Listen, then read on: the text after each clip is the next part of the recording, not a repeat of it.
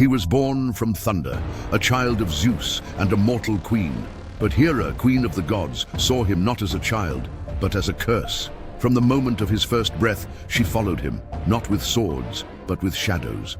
She waited, and when he grew strong, she struck. A darkness born from Olympus wrapped itself around his mind. He screamed, not at enemies, but at ghosts. He saw threats where there was love, monsters where there were children, and with godlike strength, he destroyed what he loved most, his wife, his sons, their laughter, silenced. When he woke, the silence screamed louder than any war cry. The gods looked away. Even Zeus said nothing. So Hercules, hero of heroes, set off not in triumph but in torment. He would carry 12 labors on his back, not for glory, but for forgiveness. A god among mortals, a mortal among gods, forever in between. His hands still trembled from the blood he could not wash away. Haunted by screams that no longer echoed, Hercules wandered the earth seeking one thing: redemption. He climbed the sacred path to Delphi, where gods whisper through mortal lips and fate is revealed in riddles wrapped in smoke. There, the oracle spoke with Apollo's fire. Serve the king you were born to surpass. Obey, endure. The king's name was Eurystheus, weak, petty, a trembling puppet of Hera placed on the throne to humiliate a true son of Zeus. And yet Hercules bowed, not to the man, but to the will of Olympus. 12 labors, each one impossible. A lion with an unbreakable hide, a swamp beast with endless heads, a herd that defied cleansing, creatures, trials, horrors beyond imagination, not sent to test his strength, but to crush his soul. Yet in every wound, he carved purpose. This was no tale of glory, this was penance. From the gates of Tiryns, a doomed path begins, the first of 12 impossible trials. Hercules, burdened with guilt, is sent to slay a monster no blade can wound. In the wild hills of Nemean, terror wears the form of a lion. Its golden hide cannot be pierced. Its jaws crush bone like dust. Villages lie in silence, fields abandoned. The beast has no rival. Hercules tracks it, step by silent step, into its shadowed cave. He strikes with all his might. Arrows shatter, sword bends like a reed. The lion remains unscarred. Then, in one defiant act, he casts aside his weapons and challenges the beast with bare hands. Man against monster, muscle against myth, he lunges, fearless. With arms like iron and rage like fire, he wrestles the beast to the earth. His grip tightens with godlike power, until breathless, the beast collapses. Victorious, Hercules skins it using its own claw and wears the impenetrable hide as his eternal armor. Deep in the cursed swamps of Lerna, a new terror awaits, a beast born of nightmare and poison. The Hydra, 9 snapping heads, each hissing death, and one immortal, immune to any blade. Sent by Eurystheus, Hercules must face the horror alone, or so he thinks. With him stands his nephew Iolaus, brave, clever, and unshaken by fear. As they approach the monster's lair, the air thickens, a stench of rot and blood. The Hydra lunges, its heads lashing like whips from the black water. Hercules strikes, one head falls, but 2 more rise in its place, screeching louder than before. He fights on, desperate, until Iolaus leaps forward, torch in hand, fire blazing bright. Together they find a rhythm, blade cuts, fire seals. The swamp ignites with chaos, smoke swirling as head after head is vanquished. At last, Hercules cleaves the immortal head and buries it deep beneath a stone, never to rise again. Sent on his 3rd labor, Hercules must capture the Ceryneian Hind, alive. A radiant creature of legend, bronze hooves, golden antlers, and speed beyond mortal reach. Sacred to the goddess Artemis, no blood must be spilled or divine wrath will follow. Through forests, across rivers, over snowy peaks, Hercules chases her for a full year. Days blur into months, seasons shift, but the hind remains untouchable. At last, at dawn, beside a quiet stream, he sees her, motionless, listening. Holding his breath, he fires an arrow, grazing her leg, never drawing blood. With infinite care, he binds her gently, her wild heart pounding in his hands. As he carries her away, Artemis and Apollo appear, their eyes full of fury. Hercules bows, speaks not as a hunter, but as a servant of fate, and they let him pass. The golden hind lives, the oath is kept, and Hercules completes the gentlest of his labors. The fourth labor begins not with glory, but with freezing winds in the highlands of Mount Erymanthos.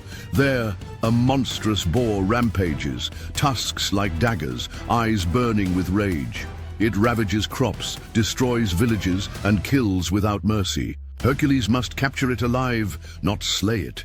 He studies its movements, learns its rhythms, and waits. Then, in a sudden charge, he drives the beast up the snowy slopes. The boar thunders forward, unaware it is being herded. Deep snow slows it, traps it, and Hercules seizes the moment. He leaps, wrestles the beast to the ground, and binds it with iron chains. Covered in frost, blood, and breathless triumph, he lifts the beast onto his shoulders. In Mycenae, King Eurystheus hides in terror, cowering inside a bronze jar. And so, with snow beneath his boots and a monster on his back, Hercules proves once again, no beast is too wild to tame. The fifth labor isn't heroic, it's humiliating. King Eurystheus orders Hercules to clean the Augean stables, filthy barns untouched for 30 years.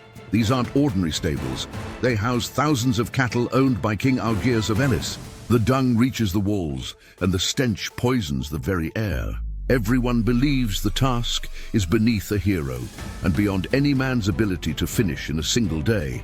But Hercules sees not filth, he sees opportunity. He studies the land, the rivers, and the way they flow.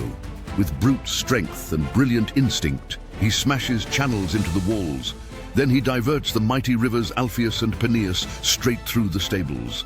The waters surge, sweeping years of filth away in a roaring flood. By sunset, the stables are spotless, and the impossible is done. Hercules walks away without a shovel, proving brains and brawn clean better than shame. The sixth labor sends Hercules deep into the marshes of Lake Stymphalian, a place haunted by monsters, not one, but a whole flock. These aren't ordinary birds. They have bronze beaks, talons, and razor-sharp feathers they shoot like arrows. They swarm the skies, attack villages, and devour crops and cattle. Hercules can't fight what he can't see. The birds vanish into the thick, wet forest. But then the goddess Athena gifts him bronze crotala, clashing noisemaker forged by Hephaestus. Hercules climbs a hill, raises the rattles, and shakes the marsh with thunderous clangs. The birds panic. They rise from the reeds in a dark, shrieking storm. Hercules takes aim and fires, arrow after arrow, tipped with the deadly poison of the Hydra. One by one, the monsters fall from the sky, breaking through the silence like hail. The survivors flee far from Arcadia, never to return. With noise, wit, and perfect aim, Hercules clears the skies. For his seventh labor, Hercules sails across the Augean, his target, a living storm of muscle and rage, the Cretan bull. Sent by Poseidon, meant as a gift to King Minos, but never sacrificed as promised. Now the bull runs wild, smashing fields and homes, breathing chaos across Crete. Even mighty Minos wants him gone. Hercules steps in, calm, focused, unshaken. He follows shattered trees, scorched earth, and frightened shepherds. He tracks the beast through hills and olive groves, always one step behind. And when it charges with thunderous hooves and steaming breath, Hercules doesn't flinch. He grabs the bull by the horns, wrestles it to the ground, and forces it into submission. No weapons, no tricks, only raw, divine strength. Then, with the beast tamed, he rides it across the sea. Waves crash, winds howl, but Hercules holds firm. Back to the mainland, back to Eurystheus, another monster down.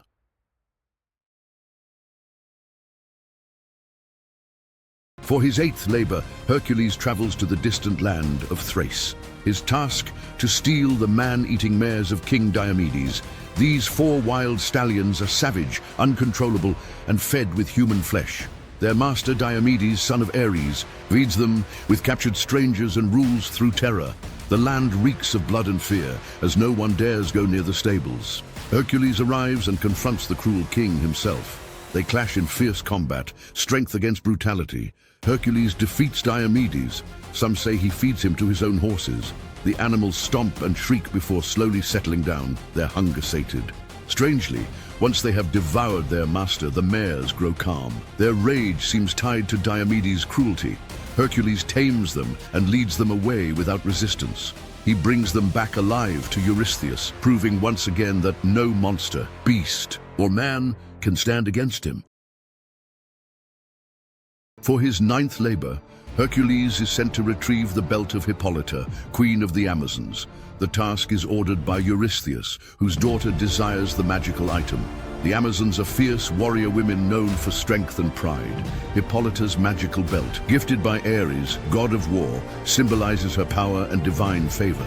Hercules sails to their distant land and is met not with swords, but curiosity. Upon Hercules' arrival, the queen welcomes him and listens to his request. Impressed by his reputation, she agrees to give him the belt peacefully.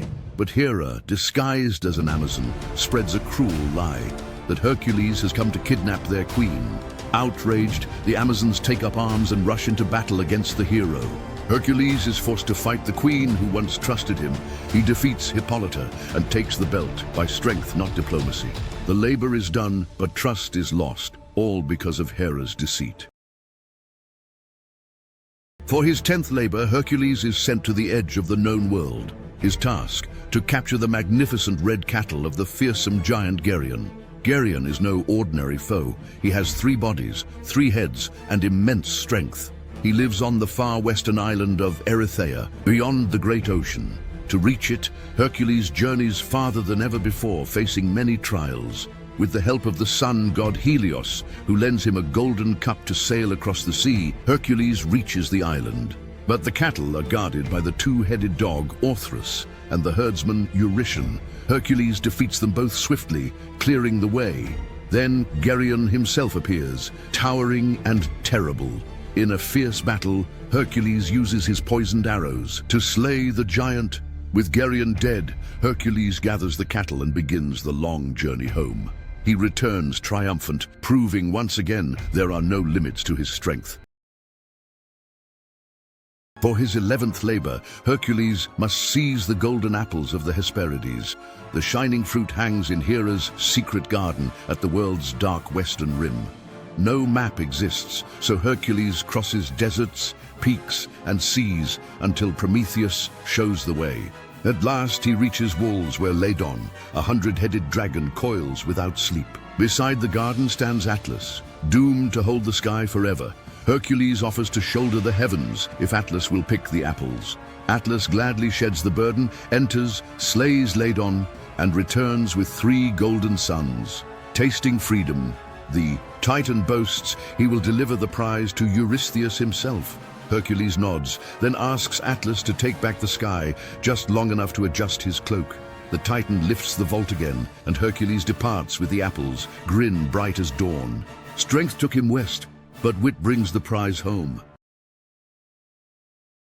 The 12th labor pushes Hercules into the realm of the dead. Eurystheus orders him to bring back Cerberus, 3-headed god of Hades. Purified by the Eleusinian mysteries, he carries no weapon, only resolve. Guided by Hermes and Athena, he descends through a cavern all the way to Tartarus. Shades scatter as he reaches the throne of Hades and Persephone. Hades agrees to lend the hound if Hercules can subdue it barehanded. Cerberus waits at the iron gate, 3 jaws dripping venom, serpent tail lashing. Hercules seizes the central neck and wrestles through snapping heads and coils. His grip tightens until the beast, choking, finally submits. He drags the snarling guardian into sunlight. Eurystheus hides inside a bronze jar. Eyes wide, mortals gasp at the living man and the dog of death. Duty done. Hercules leads Cerberus home and ascends, his 12 labors complete.